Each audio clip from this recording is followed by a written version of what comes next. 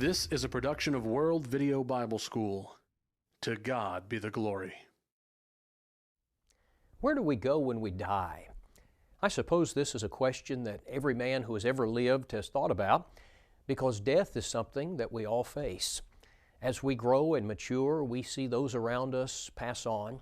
We see our grandparents die, and maybe later we see our parents pass away as well, maybe even our siblings and friends. And the truth is clear that we too are going to die. And we wonder, what then? You know, a lot of strange ideas have been given to answer this question. Some have suggested reincarnation. That is the idea that if you've lived a good life, you come back in the form of another creature. Some have the idea of a ghost, and they have the idea that you come back as a spirit and you live in the house where you used to dwell. Some have the idea of purgatory. That is, you go to a place of punishment until you've paid your debt and then you can move on from there. And of course, many people have the idea that you just cease to exist. That is, when you breathe your last breath, that there will be no more conscious existence. But you know, as a Christian, I don't have to engage in a guessing game. I don't have to buy into superstitions or myths, because I can know the answers to the questions, not only where I came from, but also where I'm going. In this lesson, we're going to trace the journey of the human soul, and we're going to let the Bible answer for us, where do we go when we die? Now, the journey of the human soul doesn't actually begin on this earth. It begins in heaven. I want you to listen to Ecclesiastes chapter 12 and verse 7. This is a verse we oftentimes use to discuss death, but I want you to listen particularly to the end of the verse. Then shall the dust return to the earth as it was, and the spirit shall return unto God who gave it. Hebrews chapter 12 and verse 9 calls God the Father of spirits. And so the spirit originally comes from heaven. It comes from God. And so at the point of conception, when the egg meets the sperm and a human life is created, God places a soul, He places a spirit into that new body. You know, the mother and the father give that child his physical characteristics, but they don't give him his soul. God does that. Genesis chapter 1 and verse 26, God said, let us, that is the Godhead, let us make man in our image, after our likeness. Now, what does that mean to be made in the image of God? Primarily, that has reference to the soul of man. He is a being who will now live on for eternity. And so, when a human is conceived, God makes him in the image of God by placing a soul into him. Now, animals don't have that. We are far superior to the animals in that way. Now, from the time that God places a soul into the newly formed human being, it will continue to dwell in that physical body until that person dies. 2 Corinthians 5 and verse 1 says, for we know that if our earthly house, this tent, that's talking about our physical body, it is a tent, it's a temporary dwelling place for the soul. We know that if our earthly house, this tent, is destroyed, we have a building from God, a house not made with hands, eternal in the heavens. 1 Corinthians 15:54 talks about our physical body and refers to the physical body as corruptible. And so our soul, for the 70 or 80 years that we have this physical body, it dwells in this corruptible, fleshly body. Now, during that time, we worship God with our spirit. It's coming from the physical body, but it emanates ultimately from our soul, from our spirit. John 4:24 says, God is a spirit, and they that worship Him must worship Him in spirit and in truth. So we engage the physical body, but our spirit is the seat of worship. The spirit is the heart of man. We worship God with our spirit. We love God with our spirit, with our soul. Luke 10 and verse 27, you shall love the Lord your God with all of your heart, with all of your soul, with all of your strength, and with all of your mind. Now, all the while, the physical body is wearing out. Solomon describes this process in Ecclesiastes chapter 12. He says, remember now your Creator in the days of your youth, before the difficult days come. That is, when you begin to get old, the physical body gets old. He says, life becomes harder in many ways. He says, and the years draw near when you say, I have no pleasure in them. Many people, when they get near the end, They're just ready to go and be with the Lord because physically life gets very hard for them. He says, while the sun and the light and the moon and the stars are not darkened. That is, your eyesight begins to fail. You've got to get bifocals. And he says, and the clouds do not return after the rain. In the day when the keepers of the house begin to tremble. He's talking about the hands. They begin to shake. And the strong men bow down. That is, your legs get weak. You fall.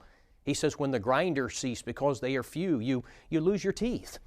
And he says, and those who look through the windows grow dim. When the doors are shut in the streets and the sound of grinding is low, when one rises up at the sound of a bird, you don't sleep well like you did when you were younger, and all the daughters of music are brought low. That is, you're losing your hearing. Also, they are afraid of height and of terrors in the way. When the almond tree blossoms, your hair turns gray. He says the grasshopper, this very small creature, is a burden. Desire fails. Your desire changes as you get older. He says, for a man goes to his eternal home, and the mourners go about the streets. He says, remember your Creator before the silver cord is loosed, or the golden bowl is broken, or the pitcher is shattered at the fountain, or the wheel broken at the well. That is, you're going to die. Now listen, he says, then the dust will return to the earth as it was. That is, the corruptible body is going to die, it's going to decay, it's going to return to the ground and the elements. Now listen, and the spirit will return to God who gave it. What happens then? What happens when I die? For 75 years or 80 years, however long my soul dwells in this physical body, what happens when the physical body dies? Psalm 90 and verse 10 says, the days of our lives are 70 years, and if by reason of strength they are 80 years, yet their boast is only labor and sorrow, for it is soon cut off. Now listen, and we fly away. We fly away. Isn't that fascinating language? Genesis 35:18 describes the death of Rachel, and it uses this language, and it came to pass as her soul was departing. James 2:26 says, the body without the spirit is dead. The body without the spirit. That's very fascinating. And so when I die, my soul leaves this old corruptible body. But where does it go? You know, on the day of resurrection, we know that we're going to get a new body. We're going to get an incorruptible body. But what about in the meantime? I want you to listen to this description in 2 Corinthians chapter 5 and verse 1. For we know that if our earthly house, this tent, the corruptible body, is destroyed, we have a building from God, a house not made with hands, eternal in the heavens. Right now, we have a tent, we have a temporary body, but we're going to get a building, a lasting body, an eternal body. Verse 4, for we who are in this tent groan, being burdened, not because we want to be unclothed, but further clothed, that mortality may be swallowed up by life. Now, there's some very interesting language here because he speaks about being in this body as being clothed in a tent. And then he speaks about being in the resurrected body as being in a building eternal in the heavens. But then he also speaks about being unclothed. What is it? What's he referring to? When is that going to occur? Well, it's when we die and the soul leaves the physical corruptible body. You see, there will be a period when the spirit or the soul will not have a body. It will be unclothed, if you will.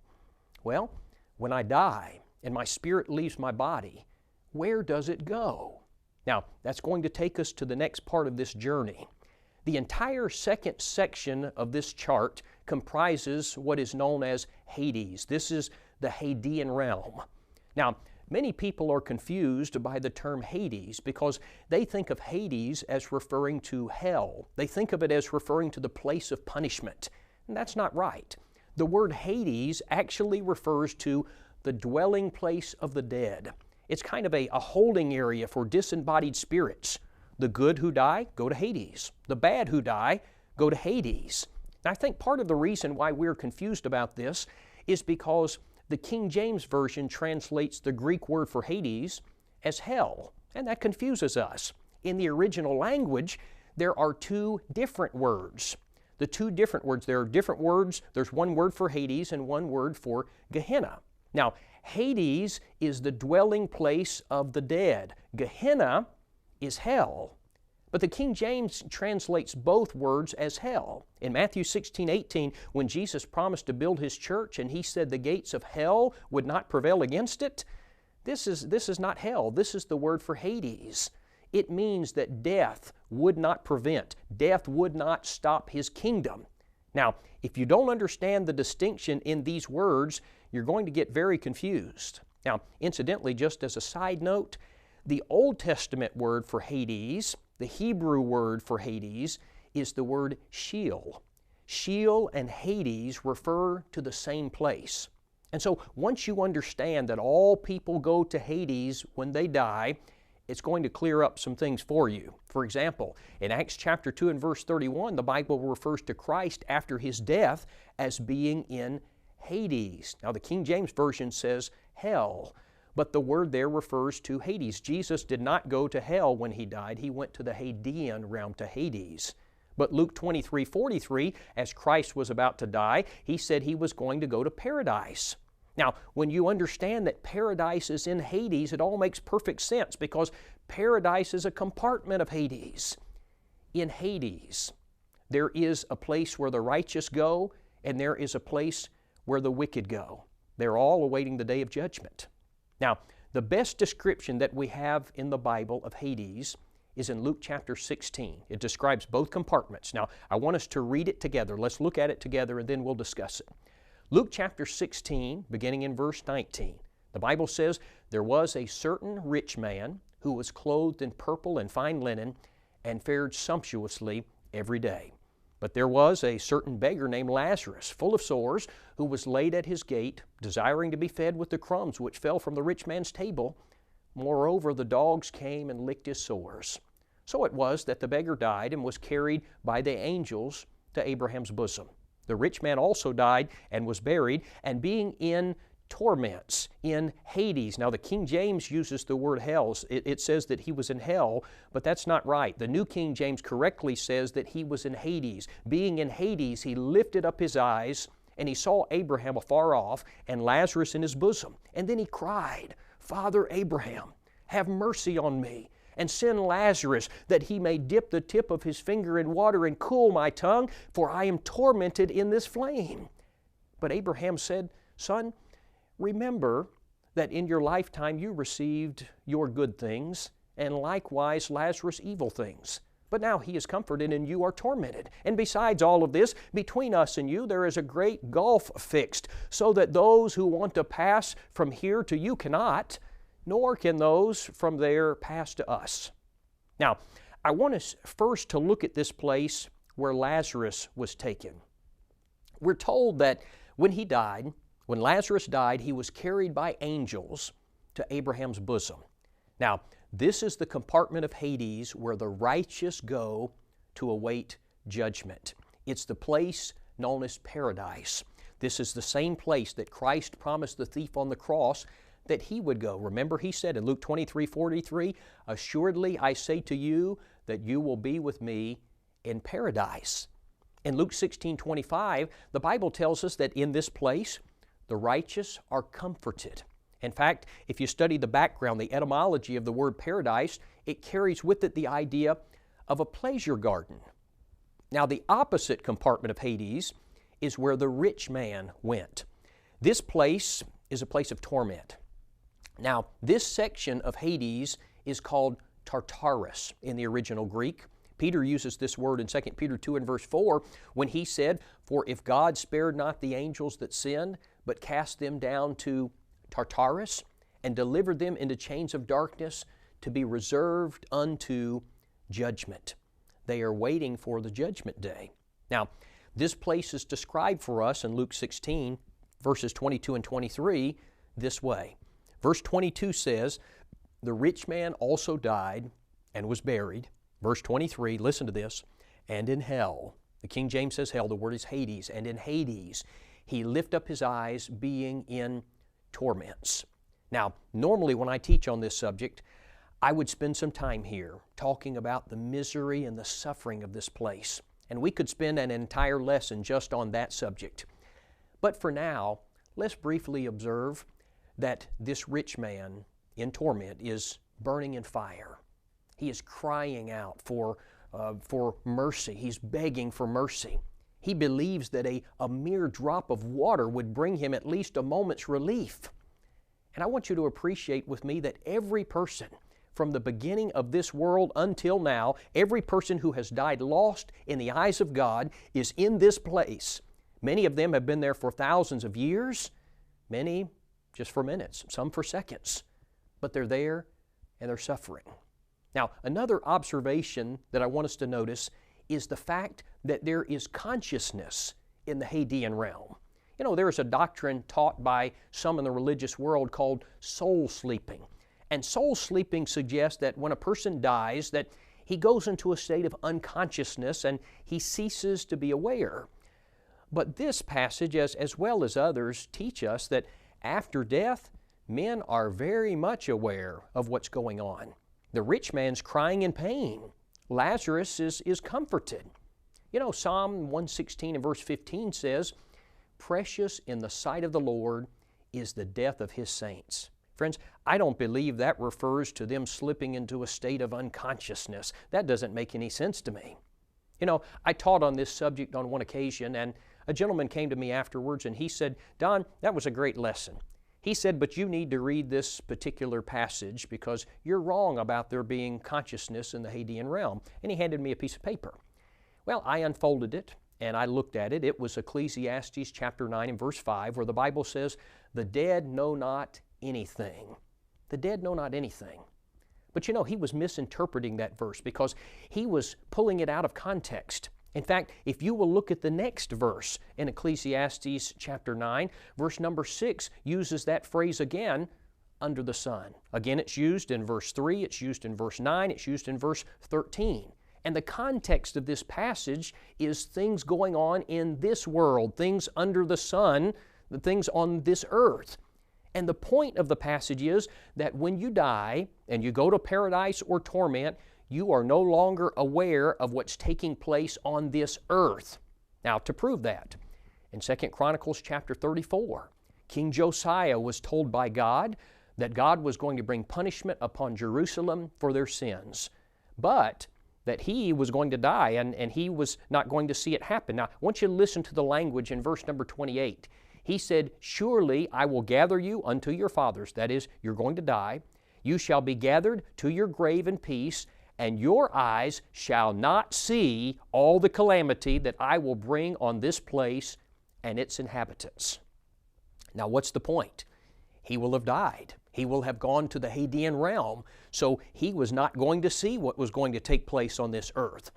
The dead know not anything with regard to what's going on back here. Now, one final thing that I want you to notice about the Hadean realm. You notice that on the chart that between paradise and torment, there's a green line and it has the words Great Gulf. That's because Luke 16:26 says that there is a divide. There is a great gulf fixed so that no one can pass from one side to the other.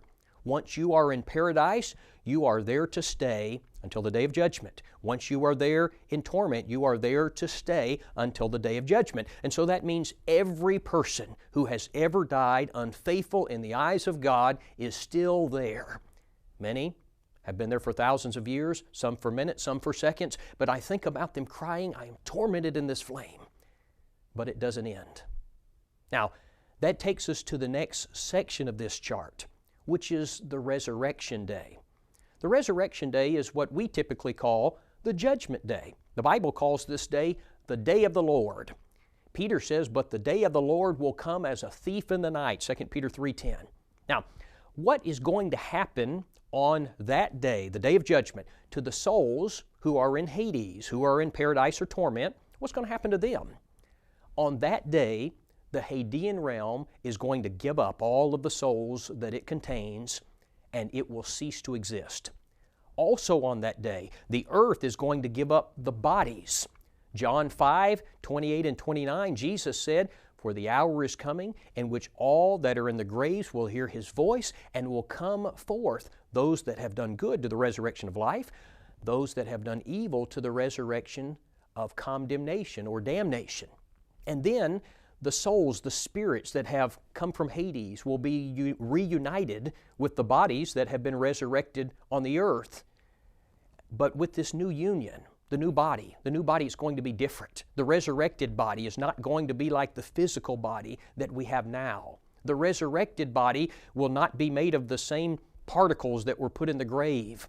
The resurrected body will be a different material, if you want to use that term. You know, sometimes people will express concern about having their bodies cremated because they think that's going to pose a problem at the resurrection. But the resurrected body is not going to be made up of the same elements that we have on this earth. How do I know that? 1 Corinthians 15:50 says, "Flesh and blood cannot inherit the kingdom of God." The resurrected body will not be a flesh and blood body. Listen to this from verse 44 of 1 Corinthians 15. The body, that is the physical body, is sown in corruption. It, the resurrected body, is raised in incorruption. It is sown in dishonor. It is raised in glory. It is sown in weakness. It is raised in power. It is sown a natural body. It is raised a spiritual body. There is a natural body. There is a spiritual body. Now, let's break this down, what we've just read. It says the resurrected body will be incorruptible. You see, our current bodies they're subject to death. They get old, they wear out, but the new body, it won't wear out. Secondly, the resurrected body will be a glorious body. Our present bodies have many things associated with them that are not glorious. They're low and vile. The new body will be a thing of beauty and joy and purity. Thirdly, the resurrected body, he says, will be raised in power. You know, our present bodies get tired. They're inherently weak. The resurrected body will have unfailing vigor. It will be capable of unwearying activity. The resurrected body will be a spiritual one. You know, our present bodies are natural, he says. The resurrected body will be designed for spirit life as opposed to physical, fleshly life. So the day of judgment is going to be a resurrection day. It's the day that Hades will be destroyed. It's the day that we will get our resurrected, new, incorruptible, spiritual bodies. Now, with that in mind, listen to 1 Corinthians 15, 54 and 55.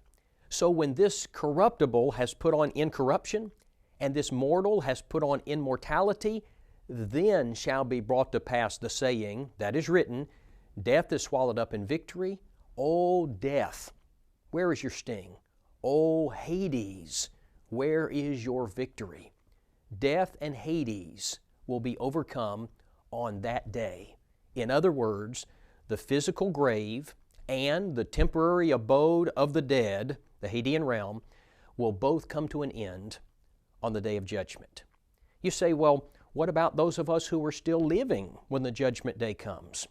1 Corinthians 15:52 says, In a moment, in the twinkling of an eye, at the last trump, the dead shall be raised incorruptible, and we shall be changed.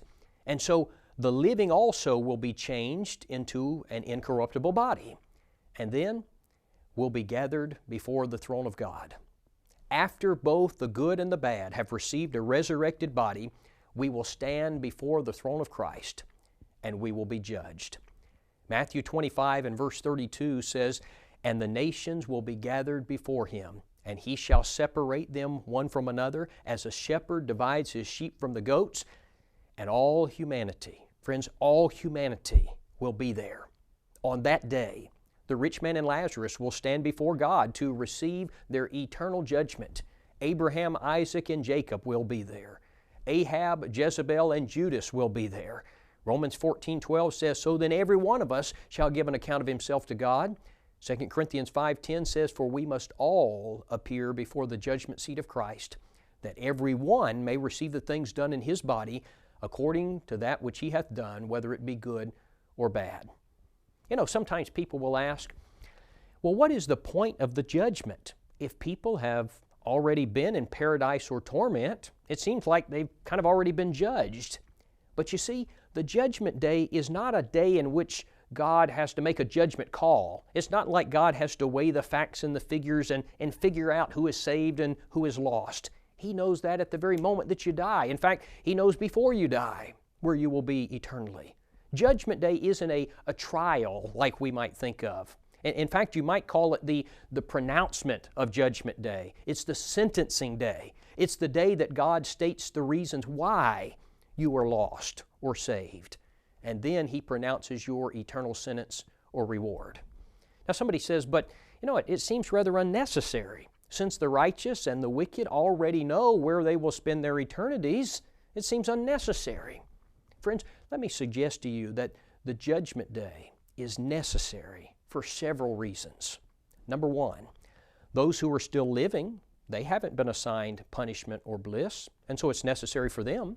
Number two, righteousness must be displayed. Now listen to me. The last time that the world saw Christ, He was dying as a criminal. Remember, He was only seen by His followers after His resurrection. But on the day of judgment, every eye will see Him as the righteous judge. Number three, the Judgment Day is necessary because it will be a day of exposure. The reasons why a man is lost will be stated. The reasons why a man is saved will be heralded. Number four, it is the day when death is finally defeated. You know, for years, I wondered about the meaning of 1 Corinthians 15:26. It says, the last enemy that will be destroyed is death. And I thought to myself, you know, hasn't Christ already defeated death? Did not He do that at His resurrection?